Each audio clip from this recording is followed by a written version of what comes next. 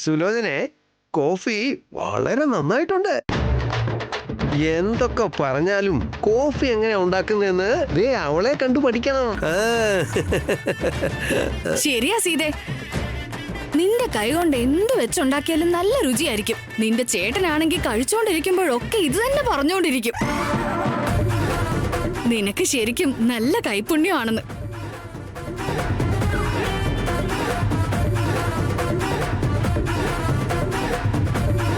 ഏട്ടത്തി, ഭക്ഷണം റെഡിയാണ്. ഞാൻ ഓഫീസിലേക്ക് ഇറങ്ങാണ്. നിങ്ങൾ കഴിച്ചിട്ട് പോയാൽ മതി. സീതേ, നീ എന്തായാലും കല്യാണം കഴിക്കുക. അത്ര വലിയ വീട്ടിലേക്ക് പോവാ. നിന്റെ ജീവിതം തന്നെ മാറാൻ പോവാ. എന്നിട്ടും ഈ വീടിന്റെ വാടക കൊടുക്കുന്നു. ഭർത്താവാ ഓണർ. അവർക്ക് നീ വാടക കൊടുക്കാറുണ്ടെന്ന് പറഞ്ഞല്ലോ. ഇതൊക്കെ ശരിയാണോ? ഈ വീട് ഒഴിച്ചിടുന്നതിന് പകരം നിന്റെ ചേട്ടന്റെ പേരിലേക്ക് എഴുതിക്കൂടെ?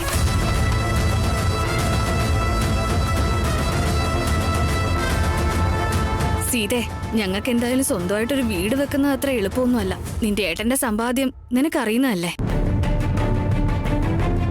അതുകൊണ്ടാ മോക്ക് കുഴപ്പമൊന്നും ഇല്ലെങ്കിൽ ഞങ്ങളുടെ പേരിലേക്ക് മാറ്റി തന്നൂടെ? ഞങ്ങൾക്ക് ഇവിടെ കഴിയാമല്ലോ. നിനക്കപ്പൊ തറവാടാന്ന് പറഞ്ഞ ഇടയ്ക്കിടയ്ക്ക് വരികയും ചെയ്യാമല്ലോ. നിന്റെ അച്ഛന്റെ അമ്മയുടെ സ്ഥാനത്ത് ചേട്ടന് ചേച്ചി ഉണ്ടാവും. സിഹിമോളെ നീ ഒഴിവ് കിട്ടുമ്പോ ഇങ്ങോട്ട് കൊണ്ടുവരണം. എന്തു പറയുന്നു?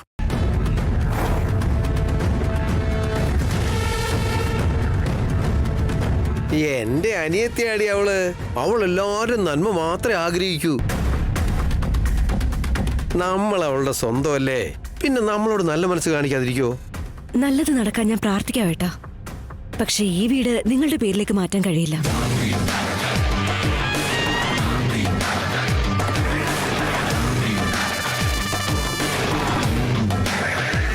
അല്ല സീത, ഞങ്ങളെന്താ പുറത്തുള്ളവരാ? ഞങ്ങൾക്ക് വേണ്ടി ഇത്രയെങ്കിലും നിനക്ക്. ഏട്ടനും ഏട്ടത്തിയാണെങ്കിലും നിങ്ങൾ ഇതുവരെ അങ്ങനെ എന്നോട് പെരുമാറിയിട്ടില്ല. അത് ഞാൻ മറക്കുകയില്ല. ഇനി ഞങ്ങൾ അവിടെ ആയിരിക്കും. നന്നായിട്ടാണ് ജീവിക്കും. ഈ ബന്ധം ഇങ്ങനെ തന്നെ നിന്നോട്ടെ. സിഹി ജനിച്ച സമയത്ത് നിങ്ങൾ എന്നോടും സിഹിയോടും പെരുമാറിയ രീതി, അതൊന്നും ഞാൻ മറന്നിട്ടില്ല. നിങ്ങളൊക്കെ എന്നെ അകറ്റി നിർത്തിയിരുന്നില്ലേ? അന്ന് സ്വന്തം എന്ന് പറയാൻ എനിക്കുണ്ടായിരുന്നത് ഈ വീടും എന്റെ സിഹി മാത്രമാ. അതൊന്നും എനിക്ക് ഒരിക്കലും മറക്കാൻ കഴിയില്ല. അതൊന്നും ഇനി തിരുത്താനും കഴിയില്ല ഏട്ടത്തി. ഈ വീട്ടിൽ എനിക്ക് ഒരുപാട് ഓർമ്മകളുണ്ട്. അതെല്ലാം ഉപേക്ഷിച്ച് നിങ്ങളെ എനിക്കിത് ഏൽപ്പിക്കാൻ കഴിയില്ല. ഈ വീട് ഒഴിഞ്ഞു കിടന്നാലും കുഴപ്പമില്ല. ഇത് ഒഴിഞ്ഞു കിടന്നാലും ഇതിന്റെ വാടക ഞാൻ കൊടുത്തോളാം. സോറി ഏട്ടത്തി.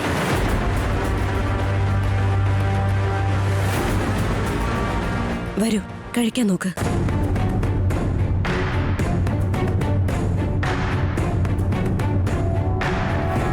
നിന്റെ വിരുന്നുണ്ണാനുള്ള സമയമൊന്നും ഞങ്ങൾക്കില്ല. ഞങ്ങൾ ഇറങ്ങുക. വാടി. അയ്യോ, ഉണ്ടാക്കിയ ഫുഡ് വേസ്റ്റ് ആവില്ലേ? ഒരു പാത്രത്തിൽ എടുത്തോണ്ട് വരാം.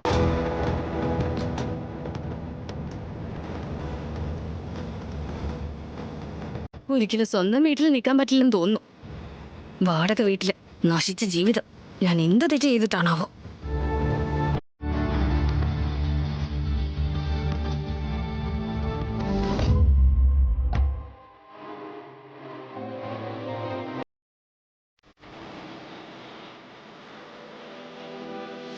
പ്രിയ, ഇതുവരെ ഇറങ്ങിയില്ലേ? ഭക്ഷണം കഴിക്കാൻ നേരത്തെ ലേറ്റായെന്ന് വെറുതെ പറയാൻ നിൽക്കണ്ട. വേഗം ഇറങ്ങാൻ നോക്ക്. ഒന്ന് നിക്കമ്മേ, ഞാൻ ഈ കണ്ണൊന്ന് എഴുതി തീർത്തോട്ടെ. അവനെവിടെ കുളിക്കാൻ പോയതാണോ? രാത്രി എപ്പോഴാ എത്തിയത്? അശോക് ഇന്നലെ വന്നില്ല. വന്നില്ലേ? എവിടെ ഇവൻ? എന്താ കാര്യം? ഫോൺ ചെയ്തില്ലേ? ഫോൺ കണക്ട് ആവുന്നില്ല അമ്മേ. എന്റെ ഭഗവാനെ, എത്ര നിസ്സാരായിട്ടാ നീ ഇത് പറയുന്ന പ്രിയ. റാമിനോടെങ്കിലും ഒന്ന് വിളിച്ചിട്ട് പറ, അവൻ ഇന്നലെ വീട്ടിൽ വന്നില്ല, ഫോൺ ചെയ്തിട്ട് കിട്ടുന്നില്ലെന്ന്.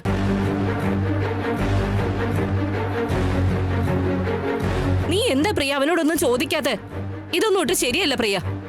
എന്റെ പൊന്നമ്മേ, നിങ്ങൾ ടെൻഷൻ ആവുന്നത് പോരാഞ്ഞിട്ട് എന്നെ കൂടെ ടെൻഷൻ ആക്കല്ലേ. റാമിനോട് പറയാൻ പാകത്തിന് ഒന്നുമില്ല. ഇൻഫാക്ട് റാം തന്നെ നിന്റെ കെട്ടിയോനെ ഞാൻ എടുത്തോളാന്ന് പറഞ്ഞ് പേടിപ്പിച്ച വിട്ടെ. പേടി ആസിന്റെ ജോക്ക്. അവൻ റാമിന്റെ കൂടെ ഇന്റർനാഷണൽ കോൺഫറൻസ് അത് ഇതെന്നൊക്കെ പറഞ്ഞ് ബിസി ആയിരിക്കും. അവിടുത്തെ ഇവിടുത്തെ സമയം തമ്മിൽ വ്യത്യാസമുണ്ട്. അവൻ ഫ്രീ ആകുമ്പോ വിളിച്ചോളും. നീ എന്തൊക്കെ പറഞ്ഞാലും ഇതൊന്നും ശരിയല്ല. നിനക്കിതൊന്നും മനസ്സിലാവില്ല. പ്ലീസ്, നിങ്ങളുടെ ഈ ഓവർ തിങ്കിങ് പരിപാടി ആദ്യം ഒന്ന് നിർത്താമേ. ഞാനിപ്പോ ഓഫീസിലേക്ക് പോവാ. അവന്റെ കോൾ എങ്ങാനും കണക്ട് ആയ അല്ലെങ്കിൽ അവൻ ഡയറക്റ്റ് ആയിട്ട് ഓഫീസിലേക്ക് വന്നാ ഞാൻ അമ്മയെ വിളിച്ച് അറിയിച്ചോളാം. Okay, by.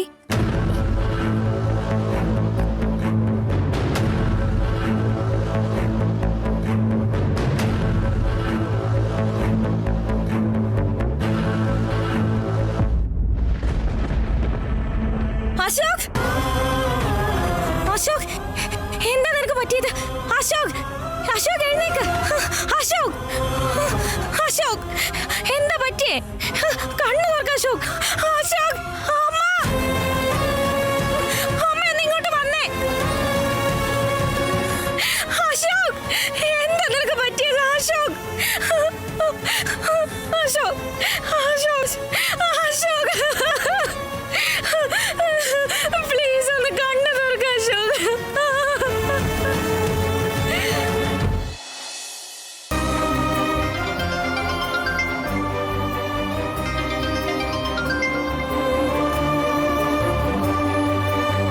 Hi Seetha, good morning.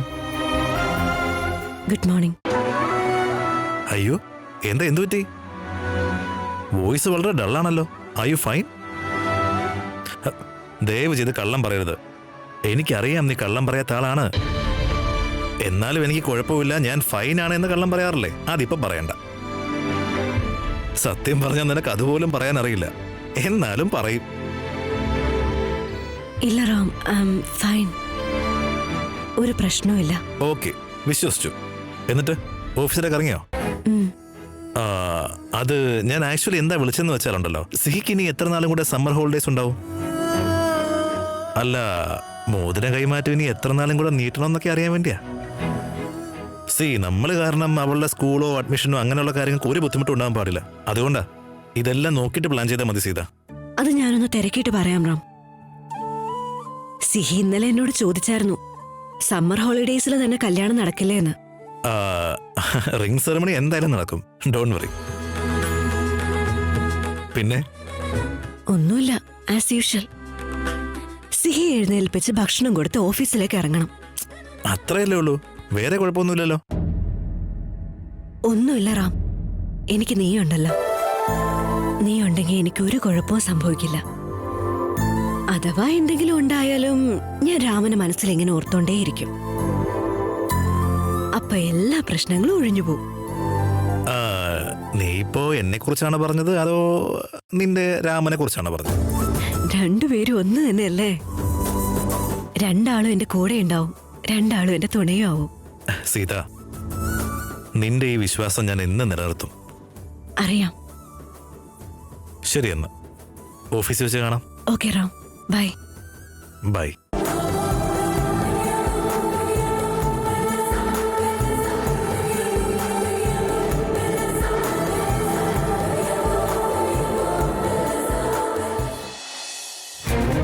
എല്ലാം ഞാൻ തന്നെ സംസാരിക്കണം അല്ലേ ഏട്ടാ? അവളുടെ മുമ്പ് വെച്ച് നിങ്ങളുടെ വാ തുറക്കില്ലേ? ആ വീടിന്റെ പേരിലേക്ക് മാറ്റുന്ന ഒരു വാക്ക് പറഞ്ഞുകൂടായിരുന്നോ? അയ്യടാ, അപ്പൊ നീ എല്ലാ കാര്യങ്ങളും മറന്നുപോയോ? ആ സീത ഒറ്റയ്ക്ക് ആ വീട്ടിലെ കാര്യങ്ങൾ മൊത്തം നോക്കിയിരുന്നത്. ഒരു ചെറിയ സഹായം പോലും ഞാൻ ചെയ്തിട്ടില്ല. ഈ കുട്ടി ഉണ്ടായതിനു ശേഷം നമ്മളല്ലേ അവളുടെ സ്വഭാവം ശരിയല്ലെന്നും പറഞ്ഞ് വഴക്കുണ്ടാക്കി ഇനി നീ ഞങ്ങളുമായി ഒരു ബന്ധമില്ലെന്നും പറഞ്ഞ് ആ വീട്ടിൽ നിന്ന് ഇറങ്ങിപ്പോകുന്നത്. പിന്നെ എന്തടിസ്ഥാനത്തിലാണ് ഞാൻ അവളോട് ചെന്ന് വീട് എന്റെ പേരിലേക്ക് മാറ്റി എഴുതാണോ എന്ന് പറയുന്നത്? എന്തായാലും കല്യാണം കഴിക്കുമല്ലേ, പിന്നെന്താ അവക്ക് വീടിന്റെ ആവശ്യം? എന്തേലും ആവട്ടെ, ഈ കല്യാണത്തിൽ എനിക്ക് ചില സംശയങ്ങളുണ്ട്. എന്ത് സംശയം? അല്ല ഏട്ടാ, ദേശായി കുടുംബം എന്ന് പറഞ്ഞ എത്ര വലിയ മുതലാളിമാരാ, എത്ര വലിയ കുടുംബമാ. എന്നിട്ട് അവർക്ക് ലോകത്ത് വേറെ ഒരു പെണ്ണിനെയും കിട്ടിയില്ലേ? അതും ഒരു കുട്ടിയുള്ള, ഒരു രോഗമുള്ള കുട്ടിയുള്ള സീതയെ തന്നെ വേണമായിരുന്നോ? അവനൊരു പയ്യനാ, പ്രേമിച്ചു പോയി എന്ന് വെച്ച് വീട്ടുകാര് ആഘോഷമായിട്ട് ഈ കല്യാണം നടത്തണമെന്നൊക്കെ പറയുന്നുണ്ടല്ലോ. സീയുടെ അച്ഛനാരാ, ജീവിച്ചിരിപ്പുണ്ടോ മരിച്ചുപോയോന്ന് ഒരു വാക്കെങ്കിലും ചോദിച്ചോ അവര്? ഇപ്പോ അവർ ഈ ചോദ്യം അങ്ങനെ നിന്നോട് ചോദിച്ചാ നിനക്ക് അതിനൊരു ഉത്തരം കൊടുക്കാൻ പറ്റുമോ? ശരി, ഞാനിപ്പോ ചോദിക്കാം, നീ പറ, സിഹിയുടെ അച്ഛൻ ആരാ? അറിയില്ല. അയാൾ ഇപ്പൊ ജീവനോടെ ഉണ്ടോ ഇല്ലയോ? അതും അറിയില്ല. ഇനി ഞാൻ ചോദിക്കാം, നിങ്ങൾ പറ, അങ്ങനെ ഒരാളുണ്ടോ ഇല്ലയോ? അറിയില്ല. അയാളുടെ പേരെന്താണെന്ന് അറിയോ? അതും അറിയില്ല. ആ, ചേട്ടനായ നിങ്ങൾക്കറിയില്ല, പിന്നെ ഞാനെങ്ങനെ അറിയാനാ? അവള് ഗർഭിണിയായി, അവള് പ്രസവിച്ചു. അച്ഛൻ ആരാന്ന് അറിയില്ലെന്ന് പറഞ്ഞപ്പോ നിങ്ങൾ തന്നെ അല്ലേ അവളോട് ദേഷ്യം പിടിച്ച് ഈ ബന്ധം തന്നെ ഉപേക്ഷിച്ചു പോയത്? അപ്പൊ ഞാനാ അവളെ പിണക്കാതിരുന്ന ഒരു സഹായം ആവുമെന്ന് കരുതി പോക്കും വരവും ഒക്കെ വെച്ചോണ്ടിരുന്നത്. ഞാൻ അവിടെ പോകുമ്പോഴൊക്കെ ചോറും പലഹാരവും പച്ചക്കറിയും ഒക്കെ അവള് തരും. അതല്ലാതെ എനിക്കും അവൾക്കും ഇടയിൽ ഒരു ബന്ധവും ഇല്ല കേട്ടോ. അവളുടെ ജീവചരിത്രം എന്താണെന്ന് എനിക്കൊരു പിടിയില്ല. അല്ല, ഇപ്പൊ ശരിക്കും നിന്റെ പ്രശ്നം എന്താ? ഈ കല്യാണം തന്നെ പ്രശ്നമാവുന്ന തോന്നുന്നേ.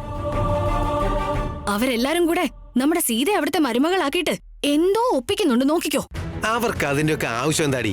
അല്ല ഏട്ടാ, നിങ്ങളൊന്ന് ആലോചിച്ച് നോക്ക്. ചേട്ടനും ചേച്ചിയുമായിട്ട് നമ്മളൊക്കെ ഇല്ലേ? ഈ കല്യാണത്തെ കുറിച്ച് നമ്മുടെ അടുത്തൊരു വാക്കെങ്കിലും ചോദിച്ചിരുന്നോ?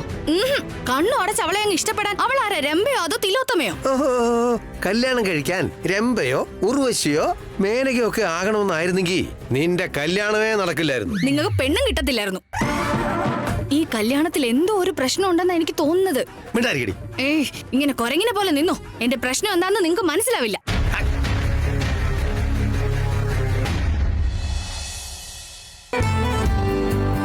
അപ്പു, മേമ, നിന്നോടൊന്ന് സംസാരിക്കാൻ വേണ്ടി വരുമായിരുന്നു ഞാൻ. അടുത്ത ആഴ്ച നിശ്ചയത്തിനുള്ള ഡേറ്റ് കിട്ടിയിട്ടുണ്ട്. ഇനി നീ ഒരു ജോലി ഏൽക്കണ്ട. ഷോ മേമ. മേമ, വക്കീലാ വിളിക്കുന്നേ. ഒരു മിനിറ്റ്. ആങ്കിൾ. ഹലോ റാം, ഒരു 2 മിനിറ്റ് ഫ്രീ ആകാമോ? ഫ്രീ അല്ലെങ്കിലും ഇപ്പൊ തൽക്കാലം ഞാൻ പറയുന്നത് നീ കേൾക്കണം റാം. എന്തുകൊണ്ടെന്നാൽ ഇത് വളരെ ഇമ്പോർട്ടന്റ് ആണ്. Of course uncle. അങ്കിൾ കാര്യം പറ. നമ്മൾ അന്ന് അവിടെ വെച്ച് മീറ്റ് ചെയ്തപ്പോ ഈ കാര്യം പറഞ്ഞിരുന്നോ അതോ മറന്നുപോയോ എന്ന് കൃത്യമായിട്ട് എനിക്ക് ഓർമ്മയില്ല. അതുകൊണ്ടാണ് ഞാൻ ഇപ്പൊ വിളിച്ചത്. അന്ന് നമ്മൾ ആ വില്ലിനെ കുറിച്ച് സംസാരിച്ചിരുന്നില്ലേ? അതിനെക്കുറിച്ച് മറ്റാരോടും ഒന്നും സംസാരിക്കരുത്.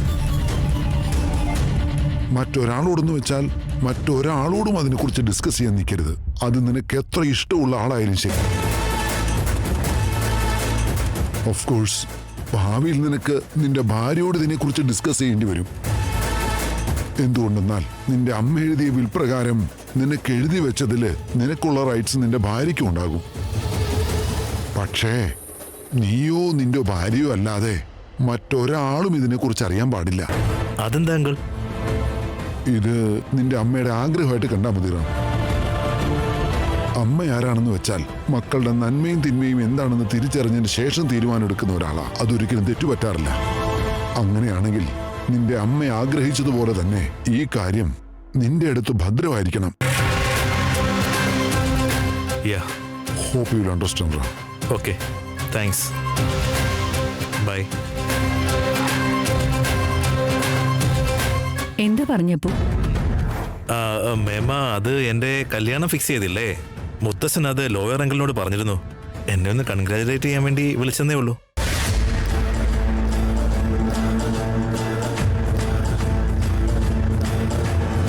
ശരി മേമ, ഞാനൊന്ന് ഇറങ്ങട്ടെ. By.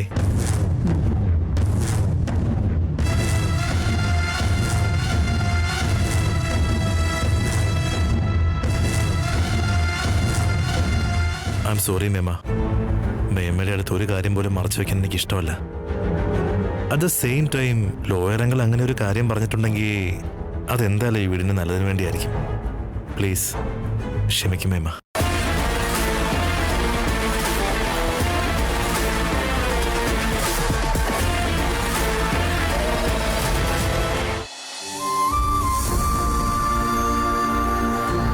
Rama. Chikappa. Congratulations, my boy. Congratulations.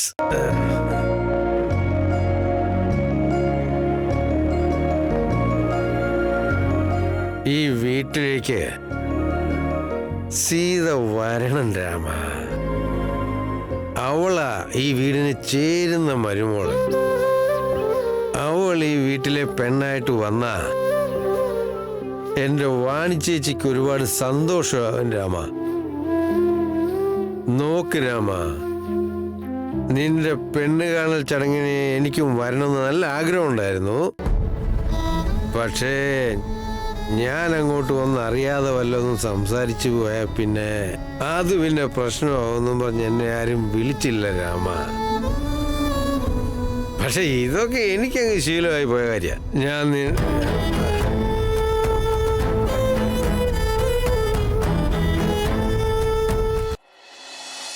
നിന്നെ ആശീർവദിക്കാനുള്ള യോഗ്യതയൊന്നും എനിക്കില്ല രാമ. എവിടെ നിന്ന് പറയാന്? നിനക്ക് എപ്പോഴും നല്ലത് സംഭവിക്കൂ, അങ്ങനെ നടക്കൂ. പിന്നെ സീതയുണ്ടല്ലോ, അവള് വാണിച്ചേച്ചിയുടെ പ്രതിരൂപമാണ് മോനെ. അതേ വിനയം, അതേ പെരുമാറ്റം. അവൾ അവളുടെ മകളെ വളർത്തുന്ന രീതി തന്നെ കണ്ടാ പോലെ രാമ. നോക്ക്, ദൈവം എന്നൊരു ശക്തി ഉണ്ടെന്ന് എനിക്ക് വിശ്വാസം വരാൻ വേണ്ടിയിട്ടാണ് ഞാൻ സീതയെ കണ്ടുമുട്ടിയെന്ന് തോന്നുന്നു. സൂപ്പർടാ. ഹാപ്പി. എന്താ ചെറിയത്, രാവിലെ തന്നെ ഇങ്ങനെ കുടിച്ചാൽ എങ്ങനെ? നോക്കുമോനെ, നിന്റെ കല്യാണം തീരുമാനിച്ചുറപ്പിച്ച ആ സന്തോഷത്തില് കുറച്ച് ഓവറായി പോയെന്നേ ഉള്ളൂ. കുഴപ്പമൊന്നുമില്ല കേട്ടോ, കുഴപ്പമില്ല. എന്താ ചെറിയത്, ഇങ്ങനെ കുടിച്ചാൽ ആരോഗ്യത്തിന് കേടല്ലേ? പറ. സീത ഇങ്ങോട്ടേക്ക് വരുന്ന ഇഷ്ടമല്ലേ? അപ്പൊ ചെറിയച്ഛൻ ഇങ്ങനെ ഡെയിലി കുടിച്ചു കഴിഞ്ഞാൽ അവൾക്കത് ഇഷ്ടമാകുമോ? പ്ലീസ് ചെറിയച്ഛ, ഇങ്ങനെ കുടിക്കാൻ പാടില്ല. ചെറിയച്ഛ പ്ലീസ്, ഈ ഹാബിറ്റ് മാറ്റണം. ബൈ. ബൈ.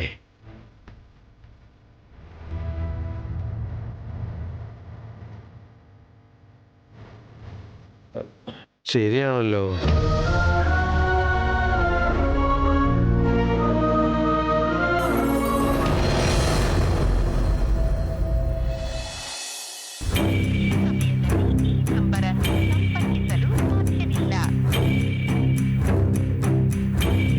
ഇവന്റെ നമ്പർ നോട്ട് റീച്ചബിൾ ആണല്ലോ. മലേഷ്യക്ക് പോകുന്നു എന്ന് പറഞ്ഞിരുന്നു. ഫ്ലൈറ്റ് എങ്ങാനും ബോർഡ് ചെയ്ത് കാണുമോ ഇനി? എന്താണോ എന്ത്?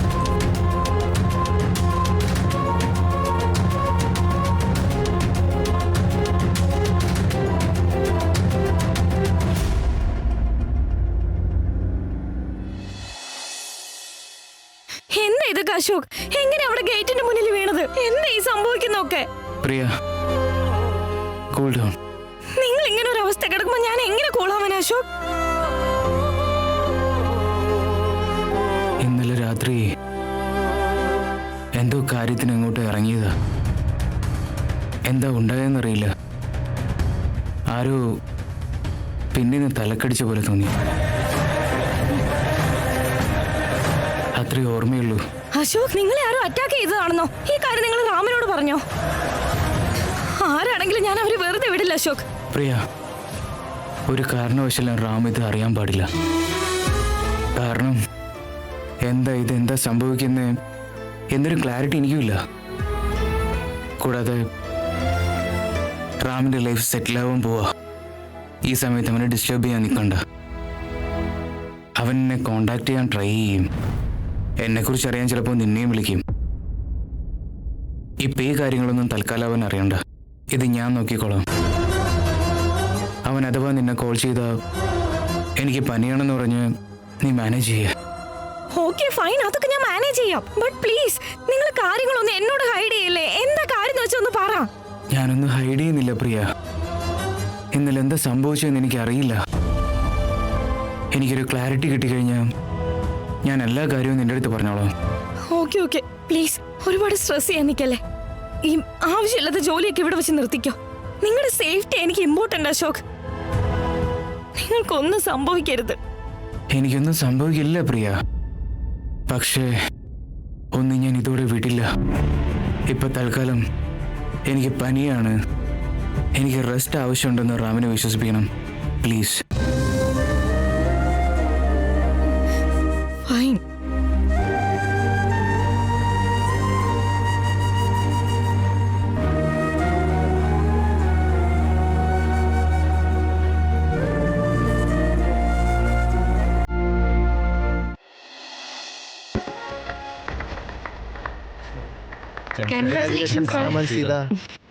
Thank you guys. Thank you so much. നിങ്ങളുടെയും സീതയുടെയും കല്യാണം ഉറപ്പിച്ചതിൽ വലിയ സന്തോഷമുണ്ട് sir. Thank you guys. Thank you so much for your surprise. ഇതുകൊണ്ട് കഴിഞ്ഞില്ല, എൻഗേജ്മെന്റ് ഡേ, വെഡിങ് ഡേ, ഇതെല്ലാം ഉണ്ട്. എല്ലാവരും പറഞ്ഞാൽ മിസ് ചെയ്യരുത് കേട്ടോ. ഷുവർ സാർ, ഞങ്ങൾ എല്ലാരും അതിനു വേണ്ടിയാ കാത്തിരിക്കുന്നത്. നിങ്ങൾ രണ്ടുപേരും made for each other. Thanks ഡു. അതെ, നിങ്ങളുടെ കല്യാണം നേരത്തെ ഡിസൈഡ് ചെയ്തതാണെന്ന് തോന്നുന്നുണ്ട്. ഇതിനു വേണ്ടിയായിരിക്കും നിങ്ങളൊരു നോർമൽ എംപ്ലോയി ആയി ഞങ്ങളുടെ ഇടയിലിരുന്ന് വർക്ക് ചെയ്തിരുന്നത്.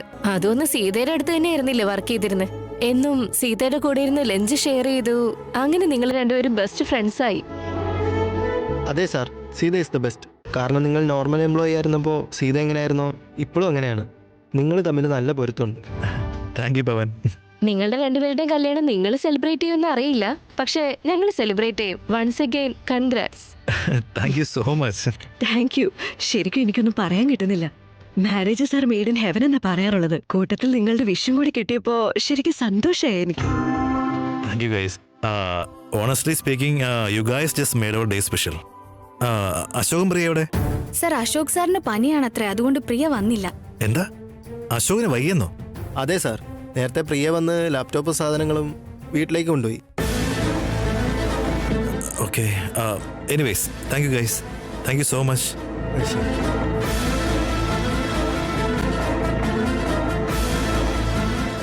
അശോകിന് വയ്യെന്ന് പറഞ്ഞ